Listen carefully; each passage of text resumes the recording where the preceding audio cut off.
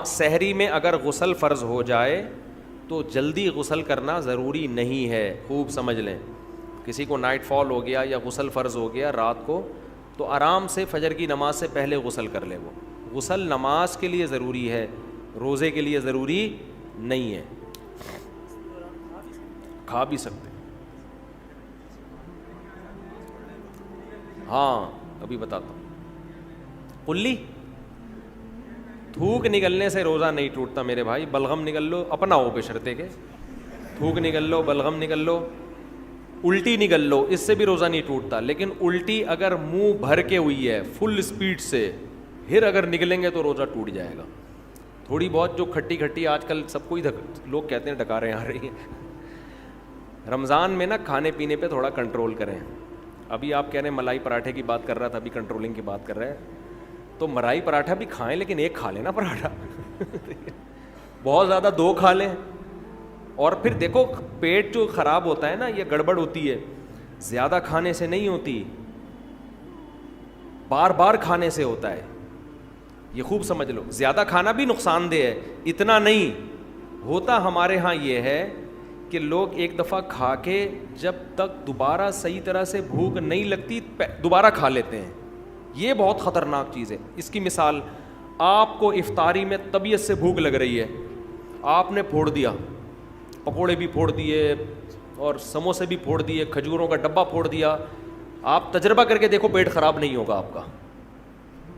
لوگ کھا رہے ہوتے ہیں, ادھر سے لیمن کا شربت, ادھر سے یہ, ادھر سے کھا لیا, کنٹینیو جتنا کھانا تھا کھا لیا. اب آپ نماز پڑھنے کے لیے آئے, اب 10-15 منٹ کا درمیان میں آ گیا وقفہ. اب اگر ایک کھجور بھی کھاؤ گے نا وہ پیٹ خراب کر سکتی ہے. اب نہیں کھانا آپ نے جب تک دوبارہ شدید بھوک نہیں لگ جاتی. یہ اتنا بہترین نسخہ ہے نا صحت کا, اس کو زندگی کا. میں یہ نہیں کہہ رہا کہ افطاری میں پھوڑ دو, آپ تباہ و برباد کر دو. میں بتا رہا ہوں کہ پھر بھی نسبتاً بہتر ہے. اس سے اتنا نقصان, زیادہ کھانے سے بہت زیادہ نقصان نہیں ہوتا. بے وقت کھانے سے, بغیر بھوک کے کھانے سے زیادہ نقصان ہوتا ہے. سمجھ رہے ہیں؟ ہمارے ہاں لوگ رمضان میں ان کا وزن بھی بڑھ رہا ہے کم ہونے کے بجائے, بیمار بھی ہو رہے ہیں. وجہ کیا ہے؟ افطاری میں کھانے پینے کے بعد نماز پڑھ کے آئیں گے, اب بھوک کم ہو چکی ہوتی ہے, معدے نے اپنے ورک شروع کر دیے, اب آ کے دوبارہ کھا رہے ہیں. پھر وہ دیکھ رہے ہیں, وہ میز کے نیچے سے پلیٹ کھینچی, 2 پکوڑے رہ گئے تھے, چلو یار. فریج میں جا کے دیکھا, یار وہ دہی بڑے تو رہ ہی گئے تھے, چارنے والے وہاں سے لے لیے, اور پھر وہاں سے کھجور کے ڈبے میں ہاتھ مارا. اب یہ جو جگالی کر رہے ہو نا بکریوں کی طرح, بکری کا کام ہے سارا دن کھاتی رہے گی, مینگنیاں بنا کے نکالتی رہے گی. انسان میں مینگنیاں نہیں ہوتی بھائی. ٹھیک ہے نا, انسان کا ایک پراپر ٹائم ہوتا ہے, اسی حساب سے چلتا ہے انسان. تو اب آپ سارا دن جگالی, اب کیا کرنا ہے آپ نے؟ افطاری میں پھوڑ پھاڑ دیا تو اس کے بعد اب نہیں کھاؤ. اب اگر شدید بھوک لگتی ہے تراویح کے بعد, تراویح کے بعد آپ کھا لیں. لیکن میں نے تجربہ یہ کیا کہ تراویح کے بعد بھی اگر صحیح طرح پیٹ بھر کے کھا لو تو پھر سحری میں نہیں کھایا جاتا. تو بہتر یہ ہے کہ تراویح کے بعد بھی نہ کھائیں. اب سخت بھوک لگ رہی ہے تو تھوڑا سا کھا لیں. سمجھ رہے ہیں؟ کتنا کھا لیں؟ تھوڑا سا, تاکہ سحری میں پھر تمیز سے کھائیں آپ. تو تھوڑا سا کھا لیں آپ, اور اس وقت بڑا مزہ بھی آ رہا ہوتا ہے. تراویح کے بعد چند کھجوریں کھا لیں, کچھ شہد کھا لیا, مدت ذلہ لا لیا, دامت برکاتہ لا لیا, جو فریج میں تھا کھا لیا. صحیح ہے نا؟ پھر جب آپ نے تھوڑا 2-4 نوالے لے لیے, جن کو چائے کی عادت ہے انہوں نے چائے پی لی, پھر آپ کو سحری میں ملائی پراٹھے کھاتے ہوئے مزہ آئے گا, اور وہ ہضم بھی ہوگا, وہ نقصان بھی نہیں دے گا. تو لوگ میرا پراٹھے اور ملائی والا بیان سن رہے ہوتے ہیں, یہ پوری ترتیب نہیں سن رہے ہوتے. یہ ایسے ہی ہے جیسے 4 شادیوں کا بیان تو سن لیا, حقوق اور عدل کا بیان آپ نے نہیں سنا. تو کھائیں, پراٹھے بھی پھوڑیں, ملائی بھی پھوڑیں آپ, لیکن شدید بھوک کے وقت پھوڑیں آپ. اچھا, سحری میں ایک چھوٹا سا کام اور کر لیں, بالکل اینڈ پہ سحری نہ کریں, کیونکہ پانی کے لیے پھر پیٹ میں جگہ بچتی نہیں ہے, اور پانی نہیں پیو تو سارا دن گزارنا مشکل ہو جاتا ہے. تو آپ 1 گھنٹہ پہلے سحری کر لیں, تاکہ 1 گھنٹے بعد پھر طبیعت سے پانی پی لیں. تو یہ بھی نہیں ہوتا تو جیسے چل رہا ہے ویسے چل رہے ہیں, زیادہ ٹینشن لینے کی ضرورت نہیں ہے. روزے میں خود ہی ایڈجسٹ ہو جاتا ہے, کچھ عبادت بھی تو ہے نا, اللہ بھی کچھ مدد کرتا ہے اس میں. رمضان میں شیطان ایک دھوکہ یہ دیتا ہے کہ آپ نے اگر روزے رکھے ہیں تو کون سا تیر مار لیا, ساری دنیا روزے رکھ رہی ہے. یہ شیطان کا بہت بڑا حملہ ہے. میرا معاملہ یہ ہے، الحمدللہ ہم سب روزے رکھتے آ رہے ہیں بچپن سے ہی. جب سے بلوغت کی دہلیز پہ قدم رکھا ہمارے گھر میں روزے کا معمول تھا. روزہ چھوڑنے کا تصور نہیں تھا. اب بھی نہیں ہے، پہلے بھی نہیں تھا. تو رکھتے آ رہے ہیں بچپن سے، بلکہ جب بالغ نہیں تھے اس وقت بھی رکھتے تھے. ہمارے بچے اب بھی رکھ لیتے ہیں. تو منع کرنا پڑتا ہے کہ بھائی نہیں رکھو. بچوں کو تو شوق ہوتا ہے کہ رکھنا ہے. تو الحمدللہ معمول ہے. لیکن اس کے باوجود میں یہ سوچتا ہوں کہ اے اللہ، میرے جیسے نالائق کو تو نے یہ توفیق دے دی کہ میں رمضان کے روزے رکھ رہا ہوں. یہ تیرا مجھ پہ بہت بڑا احسان ہے. انسان یہ سمجھے اپنے بارے میں کہ صرف میں ہی گویا رکھ رہا ہوں، مجھے باقیوں سے غرض نہیں ہے وہ کیا کر رہے ہیں. میرے اوپر تو بڑا احسان ہے اللہ کا. ہم تو نالائق ہیں بھائی. عام دنوں میں ایک روزہ رکھنے سے پہلے 10 دفعہ سوچتا ہے انسان کل رکھوں کہ نہیں رکھوں. رکھتا ہے تو ایسا سمجھتا ہے جیسے آج ہم نے بہت بڑا تیر مار لیا کوئی. اور رمضان آتا ہے، ہم جیسے مجھ جیسے نالائق کو اللہ توفیق دے دیتا ہے 29 یا 30 روزے رکھنے کی. 30 کی تو 15 سال ہو گئے، کوئی رپورٹ ہے ہی نہیں. 29 ہی ہوتے ہیں پاکستان میں. 29 روزے رکھنے کی اللہ ہم جیسے نالائقوں کو توفیق دے دے. تو بھائی میں تو اپنا معاملہ اللہ سے دیکھتا ہوں کہ مجھ سے تو نے اتنی بڑی نیکی کروا لی. مجھے کیا پتا بھائی قدیر بھائی کیا کر رہے ہیں، شاکر بھائی کیا کر رہے ہیں، رفیع بھائی ہیں، یہ تو روزہ رکھ کے پتہ ہی فرق ہی نہیں پڑتا ماشاءاللہ. روزے میں بھی ایسے ایسے گھوم رہے ہوں گے یوں یوں کر کے. آپ دیکھ لیں کبھی ان کو آ کے. روزہ رکھ کے نا عصر کے وقت سب مرجھائے ہوئے ہوتے ہیں. کراچی میں جیسی گرمی ابھی شروع ہو گئی ہے تو رفیع بھائی نہیں ماشاءاللہ مرجھائے ہوئے ہوتے ہیں. ان کو پتہ نہیں کچھ اللہ نے الگ سے کوئی انرجی دی ہے. رکھتے ہیں، آپ بدگمان نہ ہو. بعض دفعہ انسان اتنا فریش ہوتا ہے کہ لوگ سمجھتے ہیں کہ اس کا ہے ہی نہیں. یہ ہمیں یقین ہے کہ رکھتے ہیں. تو میں تو یہ دیکھتا ہوں کہ میرے جیسے نالائق کو اللہ نے توفیق دی. میں تو اس پہ خوش ہوں بھائی. میں تو اس پہ خوش ہوں کہ ہم جیسے تیسے ہیں. جتنے مرضی نالائق ہوں، او بھائی ایک روزہ نہیں، 2 نہیں، 3 نہیں، 4 نہیں، 5 نہیں، 6 نہیں، 7 نہیں، 8 نہیں. اللہ نے کتنے روزے ہم سے رکھوا لی. تو ایک دل میں راحت محسوس ہوتی ہے، خوشی محسوس ہوتی ہے. ہاں تھوڑا سا یہ خوف بھی ہونا چاہیے، تھوڑا سا، کہ ایسا نہ ہو کہ ہماری کسی بدعملی سے اجر ضائع ہو جائے. یہ خوف بھی ضروری ہے. یہ خوف بھی تاکہ اترائے نہیں انسان. لیکن اصل تو یہ ہے کہ یہ کیا ہے؟ نعمت ہے. ہمارے نبی صلی اللہ علیہ وسلم سے بھی ثابت ہے. ہمارے نبی اپنے آپ کو موٹیویٹ کرتے تھے روزہ رکھ کے. اپنے آپ کو موٹیویٹ کر رہے ہیں، اپنی حوصلہ افزائی کر رہے ہیں. کیسے حوصلہ افزائی؟ جب آپ صلی اللہ علیہ وسلم روزہ افطار کر لیتے، کیسے انسان کو خوشی محسوس ہوتی ہے نا. آج خوشی اس لیے نہیں ہو رہی کہ سحری میں 3 پراٹھے پھوڑے ہوئے ہوتے ہیں، پھینیاں کھجلے کھائے ہوئے ہوتے ہیں، بھوک ہی نہیں لگ رہی ہوتی. وہ تہ جو بیٹھنا شروع ہوتی ہے عصر مغرب میں جا کے، تو وہ جو ڈکاریں، اکثر لوگ مجھ سے رمضان میں یہ پوچھ رہے تھے کھٹی ڈکاریں نگلنے سے روزہ تو نہیں ٹوٹتا؟ ایسا لگتا ہے ہر آدمی کھٹی ڈکاریں ہی نگل رہا ہے سارا دن بیٹھ کے. ہر آدمی یہ مسئلہ پوچھ رہا ہوتا ہے، کھٹی ڈکاریں نگلنے سے روزہ تو نہیں ٹوٹتا؟ ابے بھائی تو کیا ڈکاروں کے علاوہ اور کوئی کام نہیں ہے کیا؟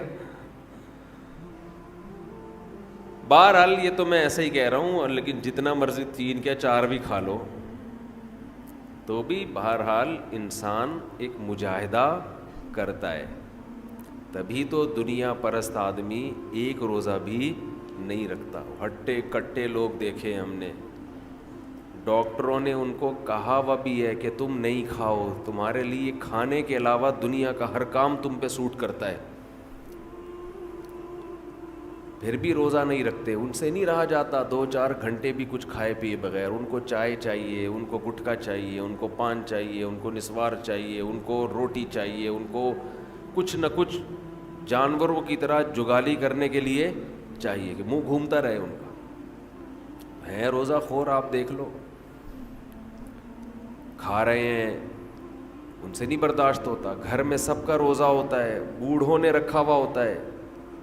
لوگ ہمیں آ کے بتاتے ہیں سب کا روزہ ہے، ایک نالائق بیٹا ہے ہٹا کٹا جوان، اس سے نہیں رکھا جاتا، گھر میں نحوست کا ذریعہ بنا ہوا ہے.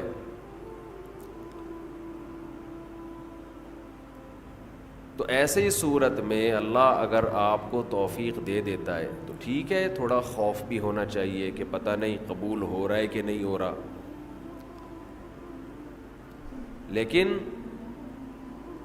امید کو، شکر کو خوف پر غالب رکھنا چاہیے. تو میں یہ عرض کر رہا تھا، ہمارے نبی بھی اپنے آپ کو موٹیویٹ کیا کرتے تھے. کیسے؟ حالانکہ ہمارے نبی میں خواہشات پہ کنٹرول کرنے کی بہت طاقت تھی. آپ تو 24 گھنٹے کا روزہ رکھتے بسا اوقات. تو آپ صلی اللہ علیہ وسلم جب روزہ افطار کرتے تو کیا فرماتے؟ ذہب الظما، پیاس چلی گئی. ذہب الظما، پیاس چلی. تھوڑی دیر کی ٹینشن تھی، ہمارے اللہ نے وہ پریشانی ختم کر دی. وَبَتَلَّتِ الْعُرُوقُ، رگیں تر ہو گئیں. جو خشکی جسم میں تھی، ایک چہرے پہ انسان کے خشکی پیدا ہو جاتی ہے نا، تو آپ صلی اللہ علیہ وسلم فرماتے ابتلت العروق، رگیں تر ہو گئیں. یہ دنیاوی ٹینشن جو تھوڑی دیر کی تھی یہ بھی اللہ نے ختم کر دی. وَثَبَتَ الْأَجْرُ إِن شَاءَ اللَّهُ، اور اللہ نے چاہا تو اجر ہمارے نامہ اعمال میں لکھ دیا گیا. یعنی یہ ہمارے لیے کتنی خوشی کی بات ہے کہ ہمارے رب نے ایک نیکی ہم سے کروا کے جو پریشانی تھی وہ بھی ختم کر دی، اور نیکی کا ثواب ہمیشہ کے لیے ہمارے اعمال میں درج کر دیا. جی روزے میں احتلام ہو جائے روزہ نہیں ٹوٹتا اس سے. آپ کو بھی احتلام ہوتا ہے؟ آپ تو غائب ہو جاؤ گے، مارکیٹ سے شٹ جاؤ گے. جی کیا؟ کپڑا فولڈ کرنا نماز میں، یہ آستینیں اوپر کر کے فولڈ کرنا کونیوں سے اوپر، یہ جائز نہیں ہے. اگر پہلے سے ہی آستینیں ہی اوپر تک ہیں تو پھر ٹھیک ہے، تھوڑی بہت فولڈ نہیں، یہ بھی فولڈ کرنا لازمی ہے نماز میں. کلی والا سوٹ پہنے، بغیر کلی والا پہنے، مرضی آپ کی. جماعت کھڑی ہوئی ہے، اسی جگہ پہ کھڑے ہو کر سنتیں پڑھنا جائز نہیں ہے.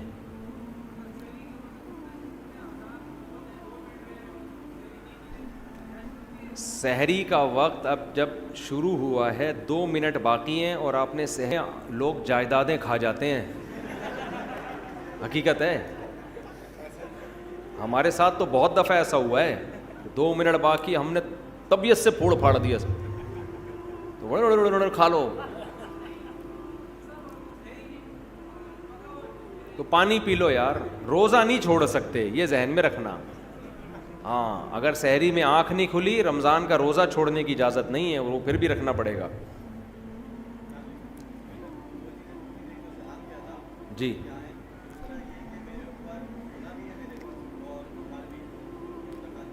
تو ادھار مائنس کر کے دیں, ادھار مائنس کر کے جو بچے اس پہ زکوٰۃ دیں. انہوں نے کہا سلام کے آداب, سلام کے تو کیا آداب بتاؤں, وہ آداب والا لطیفہ یاد آ رہا ہے مجھے, سنا ہے؟ چلیں آپ لوگ تھوڑا فریش ہو جائیں گے. ایک سائنسدانوں نے نا کسی کو, خاتون کو ایک ٹیبلٹ کھلائی بچے کو باادب پیدا کرنے کے لیے, پریگننٹ خاتون تھی, ایک گولی کھلائی کہ اس سے بچہ باادب پیدا ہوگا, تو وہ ایک کیپسول کھلایا. آپ نے سنا ہے حضرت یہ لطیفہ؟ ارے پھر آپ نے کچھ سنا ہی, آپ لندن سے آئے ہیں, اب انگریزی میں یہ لطیفہ ہو ہی نہیں سکتا. تو گولی کھلا دی ایک کیپسول, بچہ پیدا ہوتے ہی آداب, آپ پوچھ رہے ہیں سلام کے آداب بتائیں, تو یہ آداب بتا رہا ہوں. سلام, بچہ پیدا ہوتے ہی آداب. سائنسدان بڑے خوش ہوئے کہ یار یہ تو بڑا کوئی خاندانی کیپسول ہو گیا ہے. ایک خاتون کو اکٹھے 6 کیپسول کھلا دیے کہ یار جب ایک کیپسول سے بچہ اتنا با ادب تو 6 سے کیا ہوگا. تو اب پریشان یہ ہوئے, ولادت کا ٹائم آ گیا, بچہ پیدا ہو ہی نہیں رہا. بڑے پریشان ہو گئے یار, الٹرا ساؤنڈ کیا, پتہ چلا 2 بچے ہیں, ہر ایک دوسرے کو کہہ رہے پہلے آپ, وہ کہہ رہے نہیں پہلے آپ. اسی میں 1 مہینہ اوپر ہو, سمجھ رہے جی؟ آپ کچھ پوچھ رہے ہیں جی؟ نہیں, ادھار دیا ہوا ہے تو اس پہ زکوٰۃ ہے, لیا ہوا ہے تو اس کو مائنس کیا جائے گا. کیا؟ ہاں, فون کال پہ وکالت کے ذریعے نکاح ہو جاتا ہے.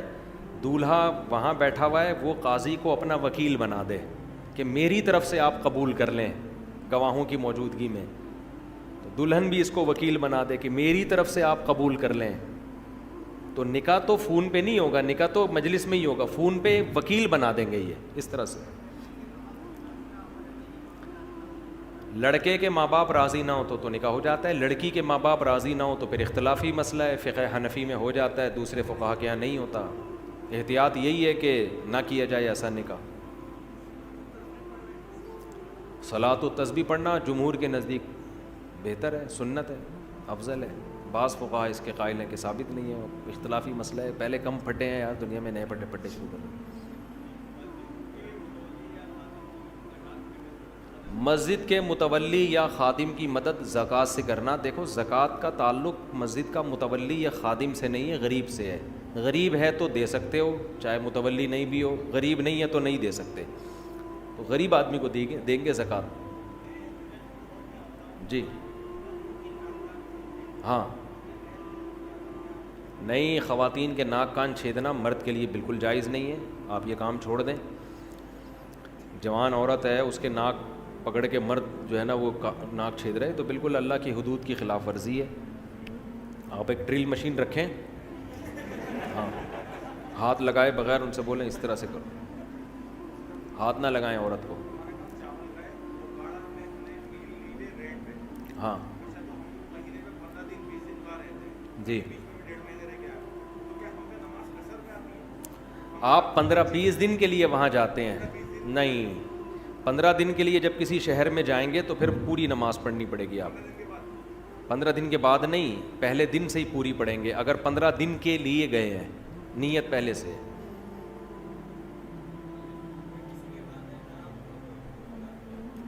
والدین اگر حرام کماتے ہیں تو زیادہ تر اگر حرام ہی ہے تو پھر جو بالغ لڑکا ہے اس کے لیے اس میں سے کھانا جائز نہیں ہے. لڑکیوں کے لیے جائز ہے کیونکہ وہ تو مجبور ہیں, نابالغ کے لیے بھی جائز ہے, وہ بھی مجبور ہے, بیوی کے لیے بھی جائز ہے, وہ بھی مجبور ہے. بالغ بیٹے کے لیے جائز نہیں ہے, اس پر لازم ہے کہ وہ حلال کمائے. جی کہہ رہے ہیں جی اگر جیب میں بٹوے میں تصویر موجود ہو تو پھر نماز ہو جائے, کیونکہ چھپی ہوئی تصویر ہے نا, اس لیے نماز. تصویر اگر بہت چھوٹی ہے, نظر ہی نہیں آ رہے نقوش, تو بھی حرام نہیں ہے, اور چھپی ہوئی ہے تو بھی حرام نہیں ہے. ایسی تصویر جو واضح ہو, چہرے کے نقوش, وہ تصویر پھر اس میں نماز نہیں ہوتی. جی نہیں نہیں نہیں نہیں نہیں, یہ غامدی صاحب نے ایک شوشہ چھوڑا ہوا ہے کہ زکوٰۃ جو ہے نا ٹیکس کی طرح ہے, جب ہم ٹیکس گورنمنٹ کو دے دیتے ہیں تو ہو جاتا ہے, اس طرح ایسا نہیں ہے. زکوٰۃ ایک عبادت ہے, ٹیکس عبادت نہیں ہے. زکوٰۃ عبادت ہے, تبھی زکوٰۃ میں نیت ضروری ہے. اگر آپ نے بغیر نیت کے زکوٰۃ دے دی تو وہ زکوٰۃ نہیں ہوگی آپ کے. نیت ضروری ہے اس میں نہیں. اور گورنمنٹ کو جب آپ دیں گے تو آج کل تو گورنمنٹ اس کو صحیح جگہ پہ خرچ, گورنمنٹ ٹیکس صحیح نہیں خرچ کر رہی, زکوٰۃ کہاں سے صحیح خرچ کرے گی. مجھے خود ایک بڑے عالم نے 15-20 سال پرانی بات ہے, انہوں نے بتایا ان کے ہمارے وزیر خزانہ سے تعلقات تھے, میں نام لے لوں گا اس وزیر خزانہ کا. انہوں نے کہا کہ وزیر خزانہ نے مجھے خود بتایا کہ میں نے کروڑوں روپے زکوٰۃ کے کھائے ہیں خود. تو کیسے گورنمنٹ پر آپ زکوٰۃوں پہ اعتماد کر سکتے ہو؟ زکوٰۃ خود سے جا کے دیا.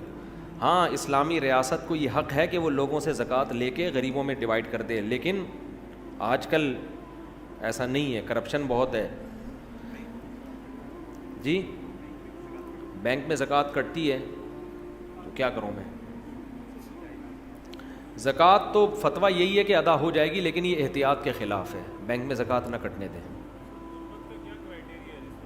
غربت کا کیا کرائیٹیریا ہے جس کو زکوٰۃ دی جا سکتی ہے؟ دیکھو جس آدمی کے پاس سونا ہے, چاندی ہے, کیش اماؤنٹ تقریباً 70,000 کا پڑا ہوا ہے, 52.5 تولہ چاندی کی قیمت کیا چل رہی ہے مجھے معلوم اس وقت نہیں ہے, 80,000 88, ہاں تو 52.5 تولہ چاندی 88, تو 88,000 کا کیش اماؤنٹ ہے, اس کو نہیں دے سکتے. کوئی پراپرٹی ایسی ہے جو استعمال میں ہی نہیں آ رہی, اس کو نہیں دے سکتے. ہاں ذاتی مکان استعمال کا, ذاتی چیزیں استعمال کی, اس سے کوئی فرق نہیں پڑتا. تو جس کے پاس اتنی پراپرٹی ہو یا اتنا پیسہ ہو نا 88,000 کے بقدر, تو پھر اس کو زکوٰۃ دینا جائز نہیں. اب آپ تحقیق کیسے کریں گے؟ تو سرسری سی تحقیق کر لیں. کوئی زکوٰۃ دینا چاہتے ہیں اس سے باتوں بات میں پوچھ لیں تمہارے پاس سونا وونا تو نہیں رکھا ہوا, کوئی پراپرٹی تو نہیں ہے, پتہ چل جاتا ہے. 100% یقین تو ہو نہیں سکتا, تو ایک اندازہ ہو جائے تو اس کو زکوٰۃ دے دیں, بس اللہ قبول کر لے گا انشاءاللہ.